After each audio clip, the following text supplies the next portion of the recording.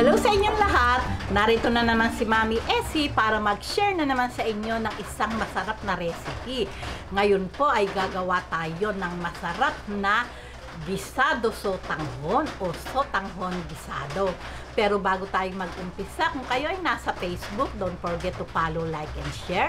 At kung nasa YouTube naman po, wag lang kalimutang mag-subscribe at pindutin ang bell button para lagi kayong updated sa ating mga bagong video.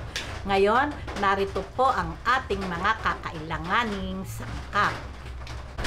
Gagamit po tayo ng kalahating kilong sotanghon. Ito po ay binuhusan ko po ito ng tubig na mainit para po at least maibabad natin to kahit 5 minutes lang. Repolyo, gagamit po tayo ng repolyo, carrots, bell pepper, dahon ng sibuyas, pwede po ang celery, chicharo. Siyempre po yung water, pang sabaw, 1 litro po itong aking nakaparadang panabaw. 1/4 na pityo ng manok, 1/4 na atay ng manok, at suwete, patis, bawang, sibuyas, 4 tablespoon soy sauce, 4 tablespoon oyster sauce, 2 teaspoon pamintang pino, seasoning powder, optional. Ito po, gagamit po tayo ng chicken cubes kasi po wala tayong chicken stock. Okay, ngayon umpisahan na po natin yung paggigisa ng ating masarap na gisado sotanghon. Okay, lagay na po natin tong ating atsuete oil.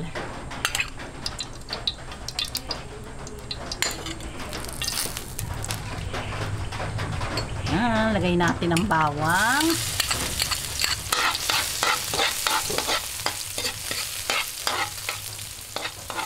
Antayin lang po natin mag light brown. Ayan, pagka po ganyan na light brown na at talagang yung amoy naman ay nangangapit bahay na sa bango, lagay natin ng sibuyas.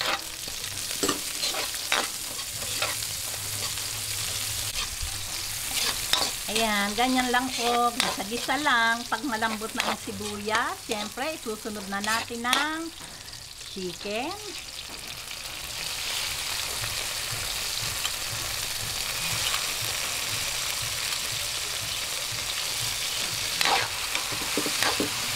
Ayan, gisa-gisahin lang po natin ulit hanggang medyo siya mag-light brown bago natin isunod yung atay ng manok.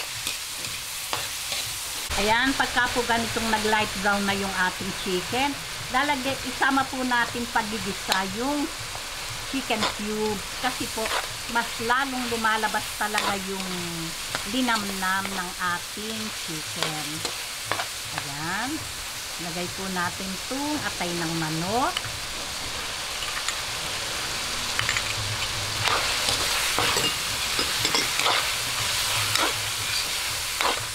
Halo-halo lang.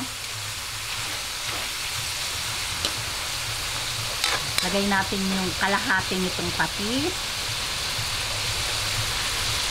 Ayan, 1 tablespoon.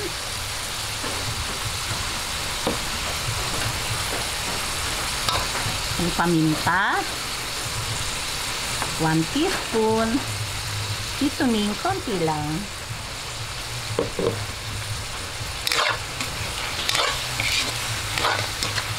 Bayaan lang po natin magisa-gisa. Ayan, pagkaraan ng 1 minuto na paggigisa ng atay, lagay po natin tong ating bell pepper. Ayan, tong carrot. Ito po kasi medyo matigas, kaya isasama na po natin sa ating paggigisa.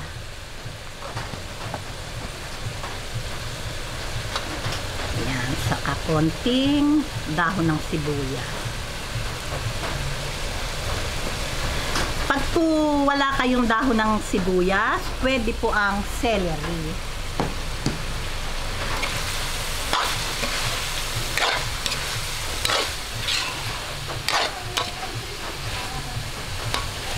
Lagyan natin ng konting soy sauce.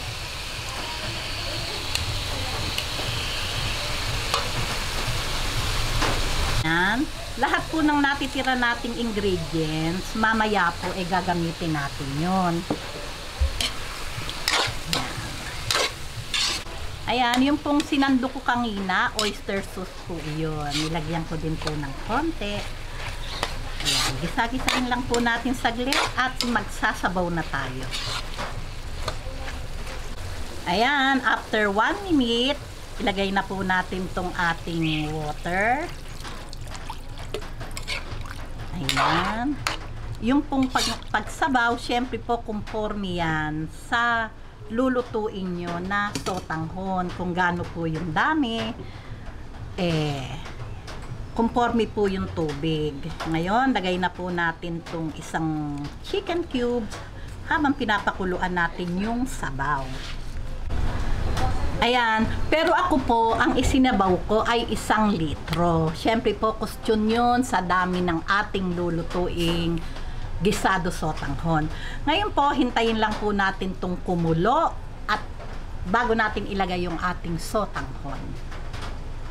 Ayan, pagka po ganitong kumukulo na, ilagay po natin tong ating repolyo.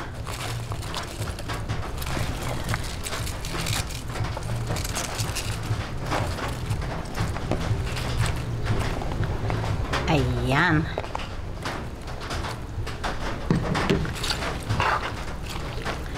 Lagay natin tong ating sotanghon.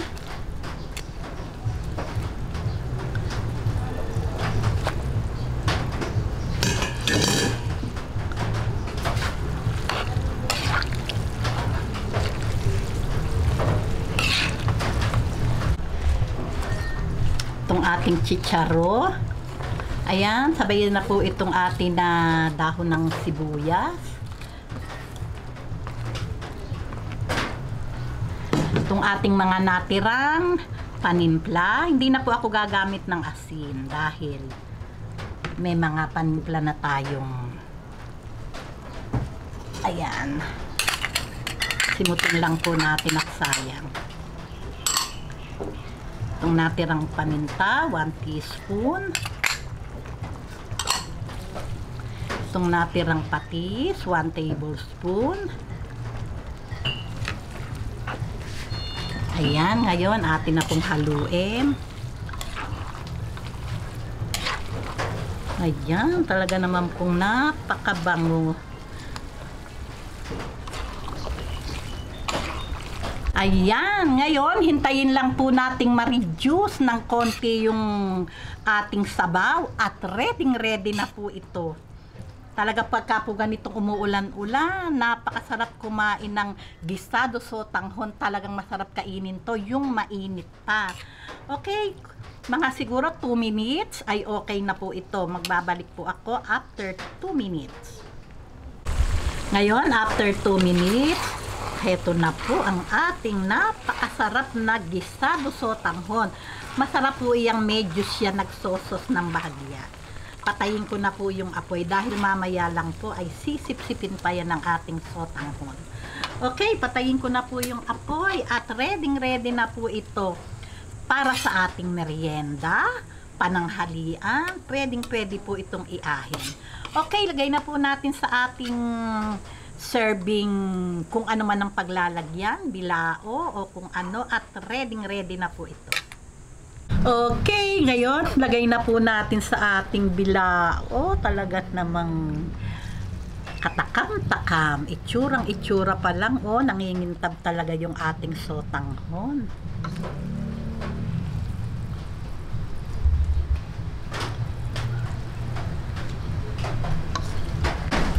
Heto na po at talagang ready na ang ating chicken sotanghon gisado. O di po ba? Talaga namang habang mainit, kainin na po natin at talaga namang yummy. O, paano po? Kung nagustuhan nyo ang video na to, huwag lang kalimutang mag-likes and don't forget to share and subscribe.